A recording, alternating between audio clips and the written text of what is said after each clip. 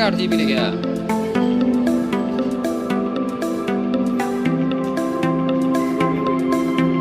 ਕੋਈ ਯਾਰ ਮੇਰਾ ਨਾ ਰੌਲਾ ਆ ਚੱਲੀ ਜਾਂਦਾ ਇੱਥੇ। ਮੈਂ ਕਰ ਲਿਆ ਸੀ ਜਿਹੜਾ ਇੱਥੇ ਤੇਗ ਬਹਾਦਰ ਨਗਰ ਉਹਦਾ ਨਾ ਬਿੱਲ ਬੁੱਲ ਖੜਾ ਸੀ 50,000 ਰੁਪਇਆ ਤੇ ਸਾਰਿਆਂ ਨੇ ਦੱਸਿਆ ਨੀਗਾ ਤੇ ਅਸੀਂ ਰਜਿਸਟਰੀ ਵੀ ਕਰਾ ਲਈ ਤੇ ਪੈਸੇ ਵੀ ਦੇਤੇ। ਅਸੀਂ ਉਹਨਾਂ ਨੂੰ ਕਿਹਾ ਸਾਨੂੰ ਕਲੀਅਰੈਂਸ ਦਿਓ ਤੇ ਭੈਣ ਚੋਦ ਬਾਅਦ ਚ ਕਹਿੰਦੇ ਕਿ ਤੁਸੀਂ ਮੈਨੂੰ ਗਾਲਾਂ ਕੱਢੀਆਂ ਫੋਨ ਤੇ ਅਸੀਂ ਨਹੀਂ ਦੇਣੀ ਤੇ ਹਾਂ ਅਸੀਂ ਨਹੀਂ ਕਲੀਅਰ ਕਰਨਾਗਾ ਤੂੰ ਸਾਨੂੰ ਗਾਲਾਂ ਕੱਢੀਆਂ ਹੈਗੀਆਂ। ਮੈਂ ਕਿਹਾ ਤੁਹਾਡੇ ਕੋਲ ਰਿਕਾਰਡਿੰਗ ਹੈਗੀ ਹੈ ਤੁਸੀਂ ਬਹੁਤ ਮੇਰੀਆਂ ਗਾਲਾਂ ਕੱਢੀਆਂ